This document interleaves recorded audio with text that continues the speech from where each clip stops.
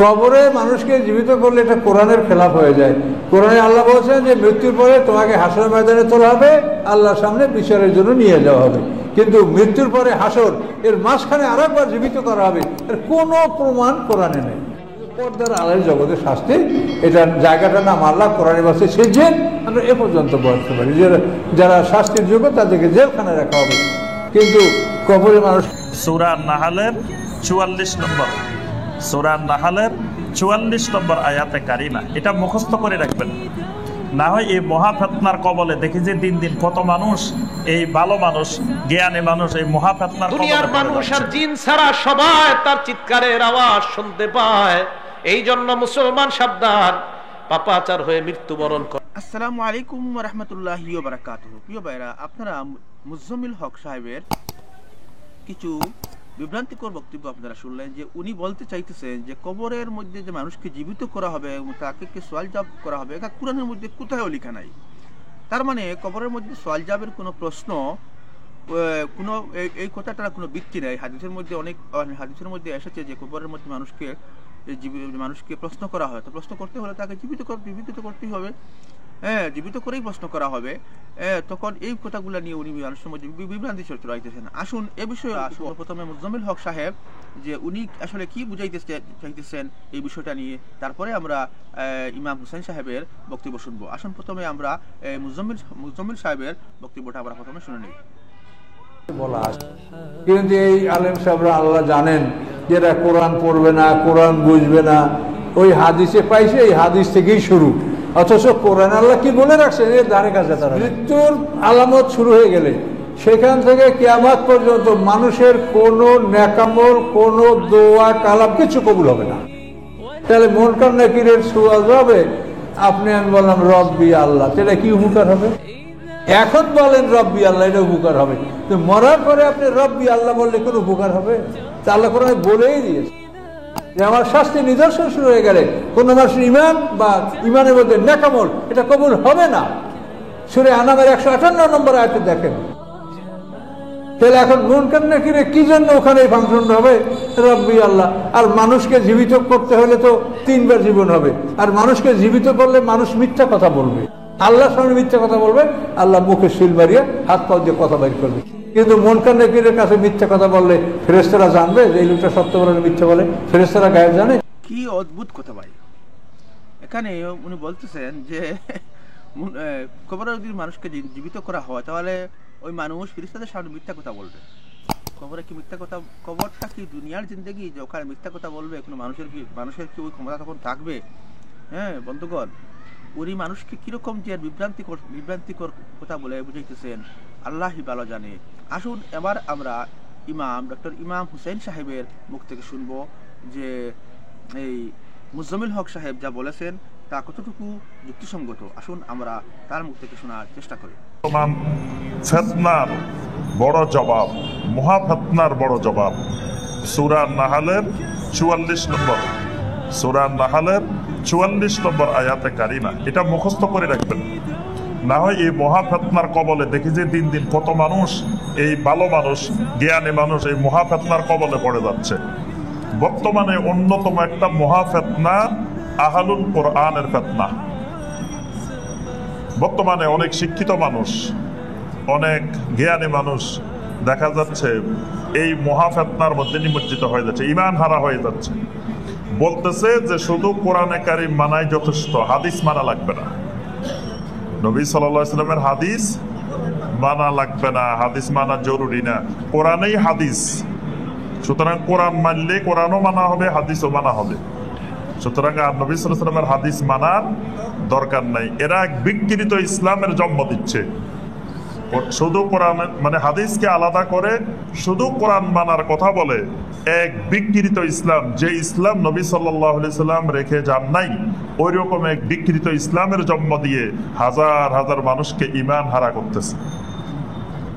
হাদিস মানা যাবে না কেন? তাদের কথা হলো যে হাদিস মানুষেরা মুখস্থ করছে, মানুষেরা সংরক্ষণ করছে। নবী সাল্লাল্লাহু আলাইহি ওয়াসাল্লামের যুগে হাদিস লিখে রাখে নাই, এগুলো পরবর্তীতে ইমাম বুখারী আরো কত বছর পরে লিখছে, ইমাম মুসলিম আরো কত বছর পরে লিখছে। তা হাদিস এগুলা তো অনেক বিকৃত হয়ে গেছে, এগুলোর মধ্যে জাল আছে, দইফ আছে, এজন্য এগুলা মানার দরকার নাই। আল্লাহর কথা যেটা আছে এটা তো একেবারে বিশুদ্ধ আপনার ভাবেই নবী সাল্লাল্লাহু আলাইহি সাল্লামের পরে এগুলা সংকলিত হয়ে গেছে, এটার মধ্যে কোনো নির্ভুল কোনো ভুল নাই। সুতরাং ভুলটার দিকে যাওয়ার দরকার কি? এটার মধ্যে ভুল নাই, আমরা এটাই মানি। কি সাংঘাতিক কুফরি কথা! এটার জবাব আল্লাহ রাব্বুল আলামিন এই সূরা আন-নাহলের 44 নম্বর আয়াতে আল্লাহ পাক দিয়েছেন, ওয়া আনজালনা ইলাইকা যিকরা, হে নবী আমি আপনার উপরে এই জিকির নাজিল করছি, এই কোরআন নাজিল করতেছি, লিতুবাইয়িনা লিন-নাস, আপনি দুনিয়ার মানুষদেরকে আমার এই কোরআন বুঝাই দিবেন, বয়ান করে দিবেন, স্পষ্ট করে দিবেন। আপনাকে আমি দায়িত্ব দিচ্ছি, আপনি লিতুবাইয়িনা লিন-নাস, দুনিয়ার মানুষকে কোরআনের বয়ান করে দিবেন, কোরআনের ব্যাখ্যা করে দিবেন। মা নুজ্জিলা ইলাইহিম, ওই মানুষের জন্য কি নাজিল করা হয়েছে, আমি আল্লাহ কি নাজিল করছি, এটা জমিনে আমি আল্লাহর কোরআনের ব্যাখ্যাকারী একমাত্র আপনি। আপনাকে আমি আল্লাহ ব্যাখ্যাকারী নিযুক্ত করে দিলাম। তাহলে কোরআনে কারিম হলো মুজমাল, সংক্ষিপ্ত, হাদিস হলো তাফসীল, অর্থাৎ কোরআনে কারিমের ব্যাখ্যা। ব্যাখ্যা যদি অস্বীকার করা হয়, ব্যাখ্যা না মানা হয়, তো কেউ কোরআন মানতে পারবে না। কোরআনে কারিমে আল্লাহ পাক শুধু বলতেছেন ওয়া আকিমুস সালাত, সালাত কায়েম করো। তা আপনি কেমনে সালাত কায়েম করবেন? সালাত কায়েমের কোনো পদ্ধতি আছে? যোহরে এত রাকাত, ফজরে এত রাকাত, আসরে এত রাকাত, এগুলো কোরআনে আছে। কেমনে দাঁড়াইবেন, কোন দিকে তাকাইবেন, কেমনে হাত বাঁধবেন, কেমনে রুকু করবেন, কেমনে সাজদা করবেন, কেমনে বসবেন, কেমনে সালাম ফিরাবেন, এই যে টোটাল সালাতের যে পদ্ধতিটা, এটা কি কোরআনে আছে? তাহলে আল্লাহ পাক আকিমুস সালাহ বলে, বাকি দায়িত্ব আল্লাহ রাসূল সাল্লাল্লাহু আলাইহি ওয়াসাল্লামকে দিবেন, যে আপনি এই আকিমুস সালাহর ব্যাখ্যা দিবেন, আপনি কেমনে সালাত কায়েম করবে এটা আপনি শিখিয়ে দিবেন মানুষকে। তা এখন যদি আমি ওই শিক্ষাই না মানি, তাহলে আমি কোরআন মানলাম কিভাবে? অর্থাৎ যিনি বলেন যে আমি কোরআন মানি, ওনার কোরআন মানাই হলো না। কারণ কোরআন মানতে হলে তিনি হাদিস মানতে বাধ্য, হাদিস অস্বীকার করলে তিনি কোরআন মানেন না। কারণ কোরআনের সংক্ষিপ্ত কথাটার ব্যাখ্যা নবী সাল্লাল্লাহু আলাইহি সাল্লামের হাদিস। আল্লাহ পাক যাকাত দিতে বলছেন, কেমনে বিস্তারিত যাকাত, কোন জিনিসের উপরে কত টাকা, কেমনে কি হবে, এগুলো কিছুই কোরআনে কারিমে আল্লাহ বলেন নাই।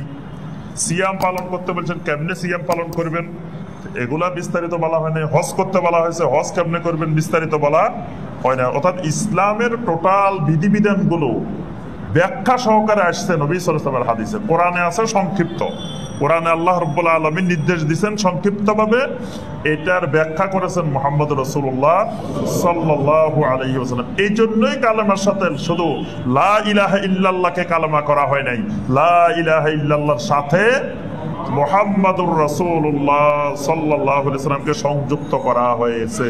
মুহাম্মাদুর রাসূলুল্লাহ বাদ দিলে কালেমা থাকে না, ঈমান থাকে না। কারণ লা ইলাহা ইল্লাল্লাহ যেটা বলবেন মাবুদে, ওই মাবুদের কথাগুলোর ব্যাখ্যা দিবেন মুহাম্মদ রাসূলুল্লাহ সাল্লাল্লাহু আলাইহি ওয়াসাল্লাম। তার কথাই যদি না মানে তো আমার ঈমানে নাই। এই জন্য এই মহা ফিতনা, খুবই সতর্ক থাকবেন। উম্মাহকে আমরা বারবার সতর্ক করছি যে এই মহা ফিতনায় নিমজ্জিত হইলে আপনার ঈমান চলে যাবে, ঈমান হারা হয়ে দুনিয়া থেকে যাবেন। এই জন্য কোনো ভাই বোন খবরদার এই ব্যাপারে খুবই সতর্ক থাকবেন। আহলুল কোরআনের মহা ফিতনা থেকে তারা বিভিন্ন নামে বিভিন্ন ছদ্মবেশে মানুষকে গোপনে গোপনে দাওয়াত দিয়ে বেড়ায়। ভিতরে ভিতরে অনেক মানুষ দেখা যায় এখন ইদানিং আহলে কোরআনের অনুসারী হয়ে গেছে। আবার তারা সরাসরি অনেকে আহলে কোরআন বলে না, কিন্তু দেখবেন তাদের কথাবার্তায় কোনো হাদিস নাই, শুধু আয়াত বলে।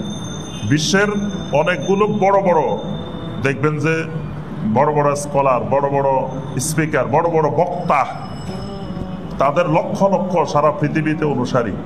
এরা বক্তব্য দেয়, দেখবেন আপনি অনেকেই এদের ধোঁকায় পড়ে যায়। এদের কথায় কথায় কোরআনের আয়াত বলে, কিন্তু নবী সাল্লাল্লাহু আলাইহি ওয়াসাল্লামের কোনো হাদিস বলে না। আপনি যে কোনো একটা বক্তব্য শোনার পরে যদি দেখেন যে তার বক্তব্যের ভিতরে কোনো হাদিস নাই, সহি কোনো হাদিস বলে না, খালি দেখবেন যে আয়াত বলতেছে, এই আয়াত ওই আয়াত, কিন্তু হাদিস বলে না, বুঝবেন যে এই লোক আহলে কোরআন। এই লোক কি আহলে কোরআন, এই লোক হাদিস বলতেছে না। দেখেন নবী সাল্লাল্লাহু আলাইহি ওয়াসাল্লাম যখন খুতবা দিতেন, খুতবা দেওয়ার শুরুতে প্রথমে নবী সাল্লাল্লাহু আলাইহি ওয়াসাল্লাম 4টা আয়াত বলতেন। ইয়া আইয়ুহাল্লাযীনা আমানুত্তাকুল্লাহা হাক্কা তুকাতিহি ওয়া লা তামুতুন্না ইল্লা ওয়া আনতুম মুসলিমুন, এটা বলতেন। এরপরে ইয়া আইয়ুহান নাসুত্তাকু রাব্বাকুম, সূরা আন-নাসার 1 নম্বর আয়াত বলতেন। এরপরে ইয়া আইয়ুহাল্লাযীনা আমানুত্তাকুল্লাহ ওয়া কুলু কাওলান সাদীদা, এখানে 2টা আয়াত বলতেন। এই 4টা আয়াত, 4টা আয়াতের পরে নবী সাল্লাল্লাহু আলাইহি ওয়াসাল্লাম হাদিস বলতেন, আম্মা বা'দ ফা ইন্না খায়রাল হাদিসি কিতাবুল্লাহ ওয়া খায়রাল হাদী হাদী মুহাম্মাদিন সাল্লাল্লাহু আলাইহি ওয়াসাল্লাম। এই পদ্ধতি অনুসরণ করে সাহাবায়ে কেরাম বক্তৃতার শুরুতেই আগে আয়াত বলতেন, তারপরে হাদিস বলতেন। তাহলে যে বক্তা শুধু দেখবেন যে আয়াত বলে, নবী সাল্লাল্লাহু আলাইহি ওয়াসাল্লামের কোনো হাদিস বলে না, বুঝবেন যে এর ভিতরে আহলে কোরআনের ফিতনা ঢুকছে, এজন্য হে হাদিস বলে না। অনেকে হাদিসকে যুক্তি দিয়ে প্রত্যাখ্যান করে, বলে যে হাদিসের কথা এগুলো যুক্তিতে মিলে না, এটাও কুফরি। যুক্তি হাদিস বোঝার জন্য যথেষ্ট না, যুক্তিতে না মিললেও হাদিস যদি বিশুদ্ধ সনদে আসে সেটা আমাকে অবশ্যই মেনে নিতে হবে। এ ব্যাপারে আকলকে নসের উপরে, হাদিসের উপরে স্থান দিলে ঈমান চলে যাবে, কুফরি হবে। তো এই বিষয়গুলো আমাদেরকে খেয়াল রাখতে হবে এবং খুবই সতর্ক থাকতে হবে। অনেক জায়গায় গেলে এখন আমাদের কাছে এই প্রশ্নগুলো বারবার আসে, বলে যে এই রমজানের ইফতার তো সূর্যাস্তের সাথে সাথে করা যাবে না, তো কখন করতে হবে? 1 ঘন্টা পরে করতে হবে। কেন 1 ঘন্টা পরে করতে হবে? কারণ আল্লাহ পাক বলছেন সুম্মা আতিম্মুস সিয়ামা ইলাল লাইল, তোমরা সিয়ামকে পরিপূর্ণ করো কোন পর্যন্ত? রাত্রি পর্যন্ত। তো সূর্য ডুবলে কি রাত হয়নি? সূর্য ডুবলে সাথে সাথে রাত হয় না, আরো 1 ঘন্টা পরে রাত হয়। তা আল্লাহ বলছে রাত পর্যন্ত সিয়াম পালন করতে। তা আপনি সূর্য ডুবার সাথে সাথে ইফতার করে বলছেন আপনার সিয়ামে হয় নাই। এই ফতোয়া দিলে বুঝবেন যে আহলে কোরআনের ফিতনায় ঢুকছে। তাহলে এই আল্লাহর ব্যাখ্যা দিবেন কে? আল্লাহ রাসূল সাল্লাল্লাহু আলাইহি ওয়াসাল্লাম, আল্লাহ রাসূলের সাহাবীরা, তারা সূর্যাস্তের সাথে সাথে ইফতার করছেন, করতে বলছেন। তাহলে এই আয়াতের ব্যাখ্যা হলেন নবী সাল্লাল্লাহু আলাইহি ওয়াসাল্লাম। তাহলে তাদের এই ব্যাখ্যা ভ্রান্ত ব্যাখ্যা। সালাত কয় 4 ওয়াক্ত, কোরআনে নাকি 5 ওয়াক্তের কথা নাই, এজন্য এরা সালাত আদায় করে 4 ওয়াক্ত। এদের সালাতের পদ্ধতিটাই ভিন্ন, যা কোরআনে পায়, কোরআনে কারিমের বিকৃত ব্যাখ্যা করে, ওই পদ্ধতিতে তারা সালাত আদায় করে। ওই আমরা যে পদ্ধতিতে সুন্নাহ অনুযায়ী সালাত আদায় করি, এই পদ্ধতিতে সালাত আদায় করে না। আল্লাহ রাব্বুল আলামিন আমাদের সামনে। এরপরে আল্লাহ পাক বলেছেন ওয়ালা আল্লাহুম ইয়াতাফাক্কারুন, যাতে তারা বিষয়টা নিয়ে তাফাক্কুর করতে পারে, চিন্তা করতে পারে। আমি আল্লাহ এই জন্যই তাদের কাছে নবী রাসূল পাঠিয়েছি, বাইয়িনাত দিয়ে, জবর দিয়ে। আল্লাহ রাব্বুল আলামিন আমাদের সবাইকে কোরআনে কারিমের এই আয়াতগুলোকে জানার, বোঝার, আমল করার তৌফিক দান করুন। আল্লাহ রাব্বুল আলামিন আমাদের ঈমানকে, আকীদাকে বিশুদ্ধ করার তৌফিক দান করুন। আল্লাহ পাক আমাদের সবাইকে শিরিক মুক্ত তাওহীদি ঈমান, বেদাত মুক্ত সুন্নতি আমল নসিব করুন। আল্লাহ রাব্বুল আলামিন আমাদের সবাইকে লা ইলাহা ইল্লাল্লাহর ইলম অর্জন করার তৌফিক দান করুন। আল্লাহ রাব্বুল আলামিন আমাদের সবাইকে আল্লাহর কালামকে এবং নবী সাল্লাল্লাহু আলাইহি ওয়াসাল্লামের সহিহ হাদিসগুলোকে জানার, বোঝার, আমল করার তৌফিক দান করুন। আল্লাহ পাক এই ফিতনার যুগে মহা ফিতনাগুলো থেকে আল্লাহ রাব্বুল। তো প্রিয় বন্ধুগণ, আপনারা এতক্ষণ দেখলেন আপনারা ইমাম হুসেন সাহেব কিরকম কবরের আযাবের ব্যাপারে হাদিস থেকে এবং কোরআন থেকে উভয় দলিল দিয়ে পেশ করলেন যে কবরে মানুষকে কিরকম আযাব দেওয়া বা জীবিত করা হবে। বন্ধুগণ, এবার আমরা শেখ আহমদুল্লাহ সাহেবের মুখ থেকে শুনবো কবরের বিষয় নিয়ে, কবরের সওয়াল জবাব এবং কবরের আযাবের বিষয় নিয়ে। আসুন আমরা তার বক্তব্য শোনার চেষ্টা করি। কবরে 4টা প্রশ্ন হবে, 3টা হবে মূল আর একটা হবে সম্পূরক। আবু দাউদের হাদিসে আসছে, জিজ্ঞাসা করা হবে মার রব্বুক, ওমা দীনুক, ওমান নবিয়ুক, অথবা তুমি এই রাসূল, এর ব্যক্তি সম্পর্কে কি বলো। 3টা প্রশ্ন করা হবে। এরপরে প্রশ্নের উত্তর যারা দিতে পারবে তাদেরকে আবার আরেকটা প্রশ্ন করা হবে, মা আ'লামাকা আও মা আদরাকা, তুমি কোত্থেকে জানলা। এটা আবু দাউদে আসছে এবং হাদিসে সনদ সহিহ। এর উত্তরে কিছু লোক বলবে সামিআতুন নাস ইয়াকুল, আমি শুনছি সবাই বলে, আমিও বলছি। এই কথা বলার সঙ্গে সঙ্গে ফেরেশতারা তার শাস্তি দেয়া শুরু করবে। উত্তর সঠিক দিছে, তারপরও মায়ের শুরু, কারণ সে মানুষের কাছ থেকে শুনে শুনে মুসলমান হয়েছে। আরেকজন বলবে কারাআতু কিতাব আল্লাহ, আমি আল্লাহর কিতাব পড়েছি, সেখানে পেয়েছি। সবাই পড়ালেখা জানবে এমন জরুরি না, কিন্তু কোরআন এবং হাদিস ভিত্তিক নলেজ নেওয়ার চেষ্টা করেছে, ওই ব্যক্তিকে মুক্তি দেওয়া হবে। এই জন্য আন্ধাধুন্ধা মুসলমান না হইয়া কোরআন হাদিস থেকে জানার চেষ্টা করতে হবে। এটাই বেশি উত্তম এবং নিরাপদ, এবং এটাই আমাদের করণীয়। তো বন্ধুগণ, আপনারা ধৈর্য সহকারে শেখ আহমদুল্লাহ সাহেবের ভিডিও দেখার জন্য আপনাদের অসংখ্য ধন্যবাদ। এবার আমরা দেখার চেষ্টা করব মুফতি আরিফ বিন হাবিব সাহেব কবরের আযাব সম্পর্কে কিরকম বর্ণনা করতেছেন। আসুন আমার ধৈর্য সহকারে তার বক্তব্য শোনার চেষ্টা করি। দুনিয়ার মানুষ আর জিন ছাড়া সবাই তার চিৎকারের আওয়াজ শুনতে পায়। এই জন্য মুসলমান সাবধান, পাপাচার হয়ে মৃত্যুবরণ করলে কবরের অবস্থাটা হবে বড় ভয়ঙ্কর। আল্লাহ বলবে ওয়াফতাহু লাহু বাবান ইলান নার, তার কবর থেকে জাহান্নামের একটা দরজা খুলে দাও। হাদিসে আসছে ফায়াতিহা মিন সাবুবিহা ওয়া হারুরিহা, কবরের প্রচন্ড গরম, জাহান্নামের গরমগুলা তার কবর একটু পর পর বারবার আসতে থাকবে। এই ভয়ঙ্কর আগুনের উত্তাপে চারদিকে যখন তাকায় দেখবে নিচে আগুন, উপরে আগুন, চারদিকে আগুন আর আগুন। এই ভয়ঙ্কর আগুনের অবস্থা দেখার পর ওই বান্দার ব্যাপারে আল্লাহ পাক রব্বুল আলামিন বলবেন পাপাচার হওয়ার কারণে তার এই শাস্তি হবে কিয়ামত পর্যন্ত। এই জন্য মুসলমান, পাপাচার অবস্থায় আমার আপনার মৃত্যু যদি হয় তাহলে আমার আপনার অবস্থাটা হবে ভয়ঙ্কর। আল্লাহ আমাকে আপনাকে সবাইকে উত্তম মুমিন হিসাবে যেন আমরা মরতে পারি আল্লাহ তৌফিক দান করেন, বলেন আমিন।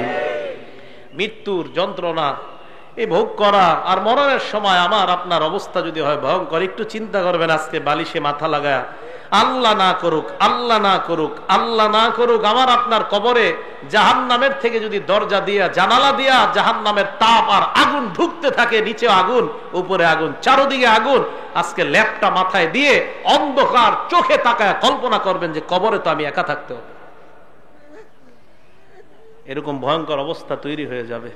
তো প্রিয় মুসলমান ভাইয়ারা, এই জন্য আমার আপনার মরণটা যেন উত্তম মরণ হয়, আল্লাহর কাছে খুব বেশি বেশি দোয়া করা। আল্লাহ আমাদের সকলকে উত্তম মৃত্যু নসিব করেন।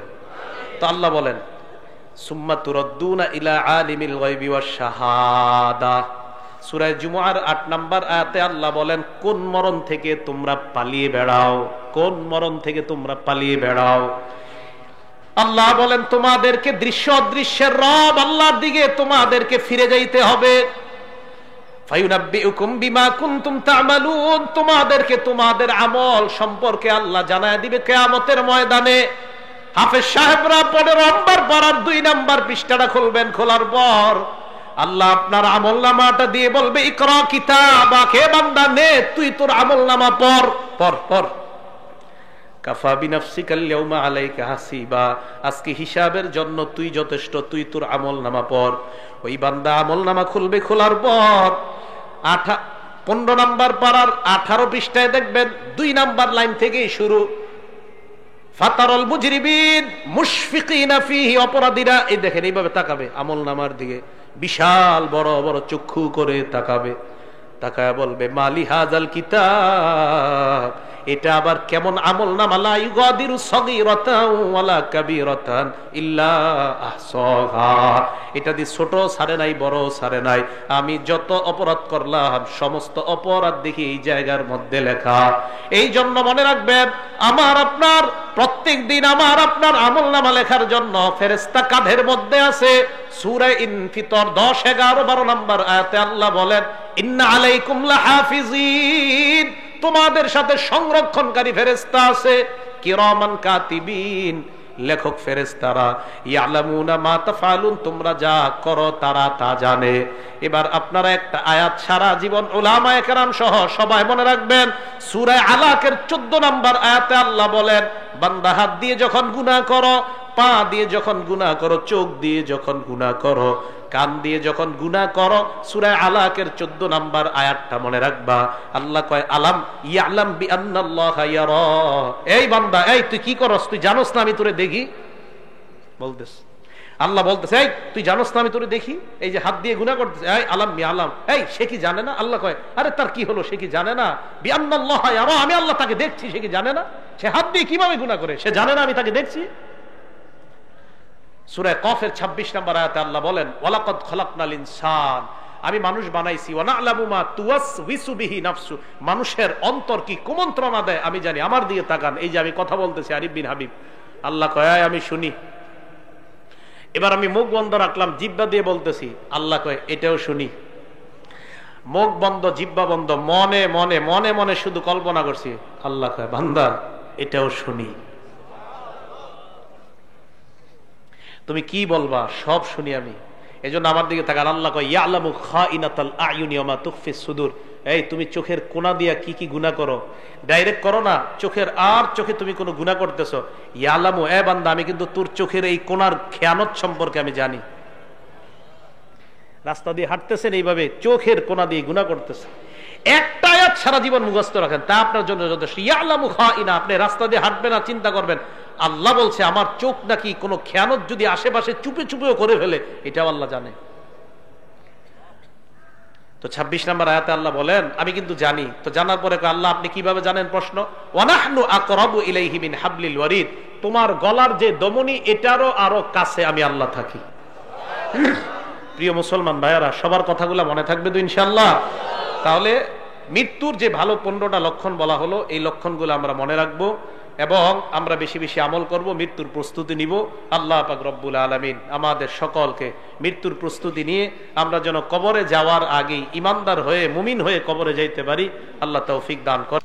তো প্রিয় বন্ধুগণ, আপনারা ধৈর্য সহকারে সম্পূর্ণ ভিডিওটি দেখার জন্য আপনাদেরকে অসংখ্য অসংখ্য ধন্যবাদ। বন্ধুগণ, এখানে আপনারা দেখলেন প্রফেসর মুজাম্মিল হক সাহেব কিরকম মানুষকে বিভ্রান্তি করতেছেন এবং কিরকম নেক্সট সুরতে মানুষকে ধোঁকা দিতেছেন, নেক্সট সুরতে মানুষকে এরকম ধোঁকা দিতেছেন। এটা হলো একটি শয়তানি ধোঁকা, মানুষ বুঝবেই না। দেখতে এত সুন্দর একজন শিক্ষিত মানুষ, দাড়ি টুপিওয়ালা, পরহেজগার দেখা যায়, কিন্তু আসলে উনি এরকম বলে হাদিসকে অস্বীকার করতেছেন এবং হাদিস অস্বীকার করা হলো নবী করিম সাল্লাল্লাহু আলাইহি সাল্লামকে অস্বীকার করা। বন্ধুগণ, যদি হাদিসের প্রয়োজনই ছিল না, যদি হাদিসের প্রয়োজন ছিল না, তাহলে আল্লাহ রাব্বুল আলামিন নবী করিম সাল্লাল্লাহু আলাইহি সাল্লাম বা অত পয়গম্বর নবীগণকে আল্লাহ কেন প্রেরণ করলেন? বন্ধুগণ, কুরআন এবং হাদিস একে অপরের পরস্পর বিরোধী কুকরি হবে না, কোনো হাদিস দ্বারাই হবে না। বন্ধুগণ, আমরা যারা সাধারণ মানুষ রয়েছি বা আপনি যারা ভিডিও দেখছেন, ভিডিওটি বেশি বেশি করে শেয়ার করবেন এবং জনসাধারণের কাছে আমার আকুল আবেদন, আপনারা এই বিষয়টার প্রতিবাদে গর্জে ওঠেন এবং সমাজে প্রতিবাদ সৃষ্টি করেন, সমাজে কথা বলার চেষ্টা করেন, যাতে মানুষ এরকমই নেক্সট সুরতের ধোঁকা থেকে যাতে মানুষ, ইসলাম সমাজের মানুষ যাতে সুরক্ষিত থাকতে পারে।